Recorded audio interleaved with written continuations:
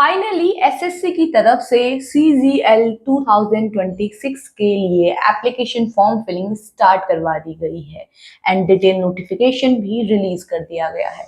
तो आज के इस वीडियो में हम पूरा डिटेल नोटिफिकेशन डिस्कस करने वाले हैं, तो वीडियो के अंत तक बने रहिएगा ताकि आपसे कोई भी इंपॉर्टेंट चीज मिस ना हो पाए अगर आप सीजीएल के लिए अप्लाई करने वाले हैं। तो चलिए वीडियो को स्टार्ट करते हैं।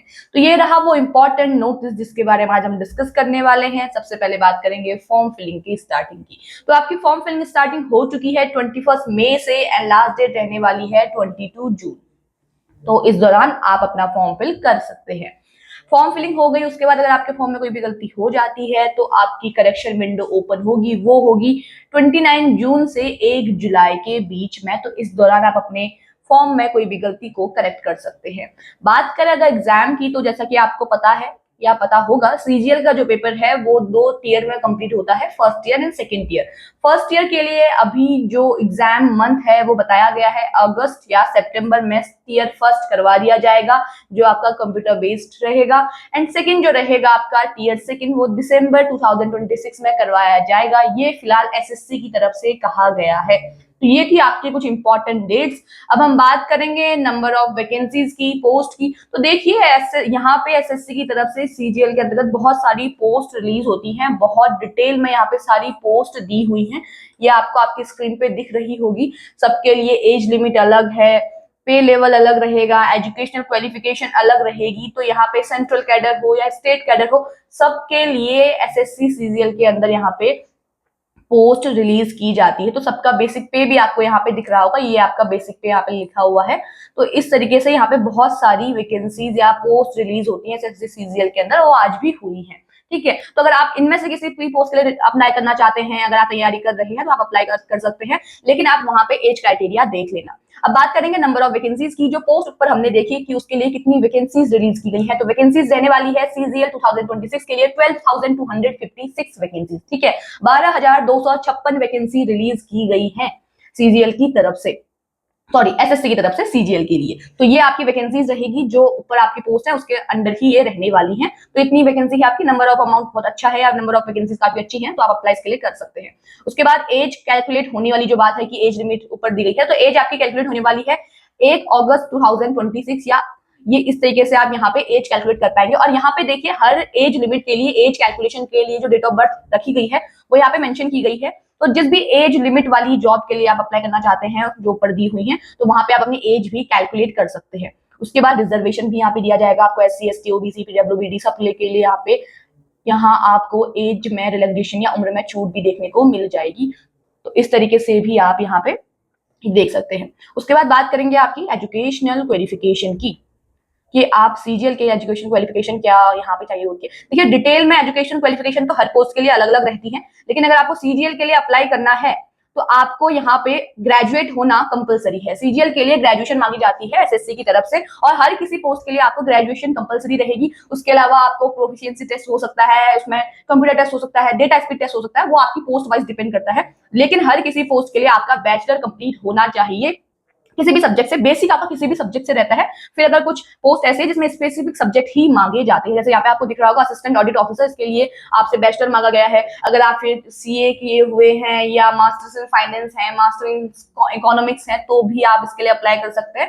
तो इस तरीके से आपको यहाँ पे एजुकेशनल क्वालिफिकेशन दिखेगी, लेकिन हाँ बेसिक जो आपकी रहती है वो ग्रेजुएशन रहती है। यहाँ पे असिस्टेंट अकाउंट ऑफिसर के लिए आपको दिख जाएगा बैचलर मांगा गया है, साथ ही में आपके पास लैंग्वेज प्रोफिशिएंसी होनी चाहिए। रीजनल और लोकल लैंग्वेज, जो ऑफिशियल लैंग्वेज रहती है और जो रीजनल लैंग्वेज रहती है, दोनों के अंतर्गत आपको यहाँ पे आपको उसको पढ़ना लिखना बोलना सुनना समझना आना चाहिए। ठीक है, तो ये आपकी एजुकेशनल क्वालिफिकेशन रहती है। जूनियर स्टैटिस्टिकल ऑफिसर के लिए, सॉरी, यहाँ पे आपको बैचलर मांगा जाता है। ठीक है, या तो फिर आपका स्टैटिस्टिक्स से बैचलर है तो फिर, या आप अगर आपने बैचलर किया हुआ है और 12th में आपके 60% मार्क्स है तो आप अप्लाई कर सकते हैं। तो इस तरीके से यहाँ पे सारी एजुकेशनल क्वालिफिकेशन दी गई है, जो डिटेल में इस नोटिफिकेशन में मेंशन की गई है। तो अगर आप जिस भी पोस्ट के लिए अप्लाई करेंगे तो यहाँ पे आप उस हिसाब से अपना एज क्राइटेरिया, अपनी एज कैलकुलेशन कर लें।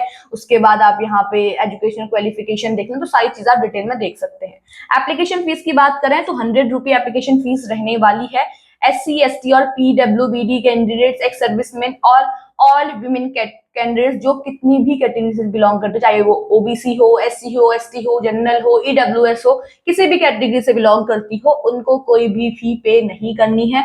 फीस सिर्फ पे करेंगे जनरल मेल, EWS मेल और OBC मेल कैंडिडेट्स, उसके अलावा किसी को भी फी यहाँ पे नहीं करनी है। फी आपकी रहेगी 100 रुपी फी यहाँ पे रहने वाली है। करेक्शन विंडो के बारे में हम पहले डिस्कस कर चुके हैं, जो आपकी 29 जून से 1 जुलाई तक ओपन रहने वाली है। ये रहे आपके एग्जामिनेशन सेंटर। फॉर्म भरते टाइम ही आपको चॉइस दी जाएगी, तो उस तरीके से आप जो भी सेंटर फिल करना चाहते हैं, जिस सेंटर में या जिस सिटी में आप एग्जाम देना चाहते हैं, वो यहाँ पे मेंशन किया हुआ है। स्कीम ऑफ एग्जामिनेशन जो रहेगा आपका tier first and tier second रहता है, मैं आपको बता चुकी हूँ।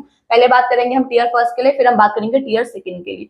टीयर फर्स्ट की अगर मैं बात करूँ तो यहाँ पे 4 आपके सब्जेक्ट होते हैं। पहला रहता है जनरल इंटेलिजेंस एंड रीजनिंग, जिसमें 25 क्वेश्चन आपको देखने को मिलेंगे, 50 मार्क्स के ये रहेंगे। उसके बाद general awareness, quantitative aptitude, English comprehension, सबके 25 क्वेश्चंस आपको करने हैं, 50 मार्क्स के ये रहते हैं।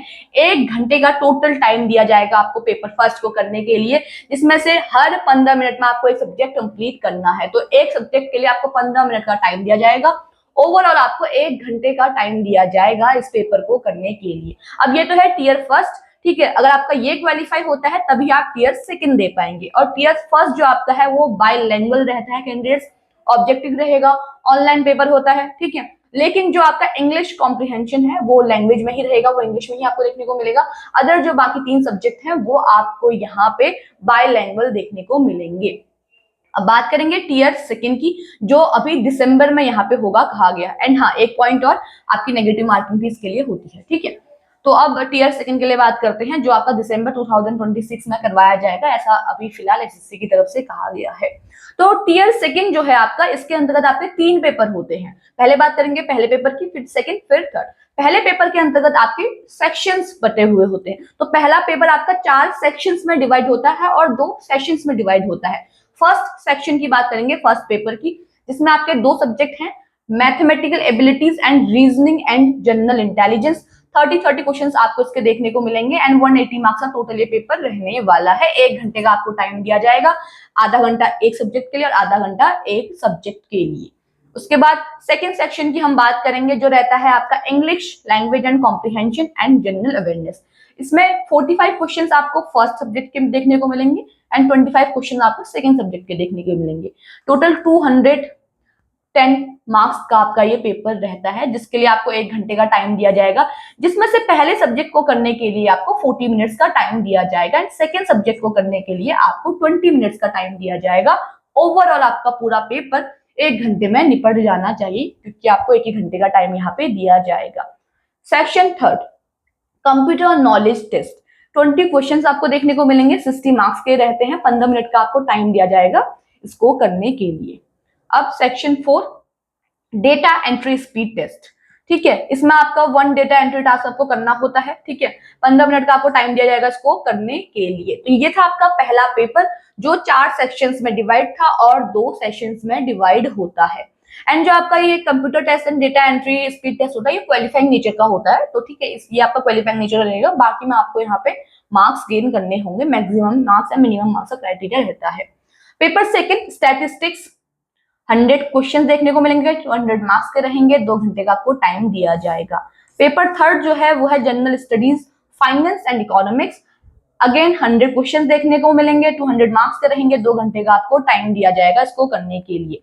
अब देखिए, अब यहाँ पे अलग अलग पोस्ट है, ठीक है। तो जो पहला पेपर है वो हर किसी पोस्ट के लिए कंपलसरी है। सारी पोस्ट, वो जितने भी आप जिस भी पोस्ट के लिए अप्लाई करेंगे, आपको पेपर फर्स्ट तो सबको देना ही देना है। लेकिन पेपर सेकेंड सिर्फ वही देंगे जो जूनियर स्टैटिस्टिकल ऑफिसर यानी JSO के लिए अप्लाई कर रहे होंगे। एंड जो पेपर थर्ड है आपका, वो सिर्फ वही कैंडिडेट देंगे जो असिस्टेंट ऑडिट ऑफिसर या असिस्टेंट अकाउंट्स ऑफिसर के लिए अप्लाई कर रहे होंगे। उनका जो टीयर फर्स्ट है वो क्वालिफाई हो चुका होगा, तो वही पेपर सेकंड और पेपर थर्ड देंगे। पेपर फर्स्ट सबके लिए कंपलसरी है, सारी पोस्ट के लिए वो आपको करना ही करना है।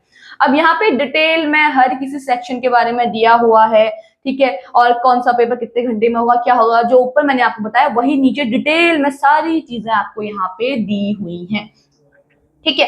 तो जो भी आप यहाँ पे आपके डाउट होते हैं वो आप इस चार्ट को पढ़ के, जो आप ये स्कीम ऑफ एग्जामिनेशन वाला जो सेक्शन है इसको कंप्लीटली पढ़ लीजिएगा। आपके सारे आंसर आपको यहीं देखने को मिल जाएंगे, आप परेशान नहीं होंगे कैंडिडेट्स। ठीक है, तो यहाँ पे आपको डिटेल में सारी चीजें दी हुई हैं, तो वो आपको यहीं पे देख लेना है।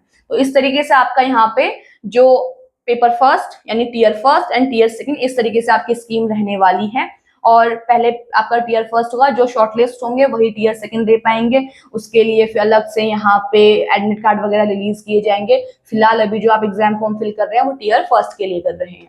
उसके बाद यहाँ पे सिलेबस वगैरह मेंशन किया गया है। ठीक है, यहाँ पे सिलेबस वगैरह आपका मेंशन किया गया है। एंड इसी में नीचे आपका minimum qualifying marks, maximum qualifying marks भी दिए हुए हैं एसएससी की तरफ से। डॉक्यूमेंट क्या क्या आपके लगने वाले हैं वो सारी चीजें भी यहाँ पे दी हुई हैं। कैसे कैसे आपको फॉर्म फिल करना है सारी चीजें यहाँ पे दी हुई हैं। ये देखिए मोड ऑफ सिलेक्शन यहाँ पे दिया हुआ है, किस कैटेगरी को कितने मार्क्स लेके आने हैं, सारी चीजें यहाँ पे मेंशन की गई हैं। तो कैंडिडेट्स अगर आप इसके लिए अप्लाई करना चाहते हैं तो डिटेल में एक बार प्लीज आप पहले डिटेल एप्लीकेशन फॉर्म को डाउनलोड करके अच्छे से पढ़ लीजिएगा, सारी चीजें देख लीजिएगा, फिर आप फॉर्म फिल कीजिएगा जिस भी पोस्ट के लिए आप फिल करना चाहते हैं। अगर आपके पास वो एजुकेशनल क्वालिफिकेशन है तो आप बेशक फिल कीजिएगा, लेकिन एक बार आप डिटेल नोटिफिकेशन प्लीज देख लीजिएगा। अप्लाई करने के लिए जो लिंक है आपको वो हमारे डिस्क्रिप्शन बॉक्स में मिल जाएगा, वहां से आप अप्लाई कर सकते हैं। डिटेल नोटिफिकेशन को डाउनलोड करने के लिए भी जो लिंक है वो भी आपको हमारे डिस्क्रिप्शन बॉक्स में ही मिल जाएगा, तो उसे डाउनलोड कीजिए, पढ़िए, सारे डाउट आपके क्लियर हो जाएंगे। तो जितने भी कैंडिडेट्स अगर अप्लाई करना चाहते हैं वो 22 जून से पहले पहले यहाँ पे अप्लाई कर सकते हैं एसएससी सीजीएल 2026 के लिए। बाकी आज के इस वीडियो में इतना ही। ऐसे ही गवर्नमेंट जॉब से जुड़ी हुई जितनी भी इंफॉर्मेशन आती है उनसे कनेक्ट रहने के लिए आप हमारे चैनल को जरूर सब्सक्राइब कीजिएगा। और अगर आपको वीडियो पसंद आई है तो इसे लाइक एंड शेयर कीजिएगा। Thank you.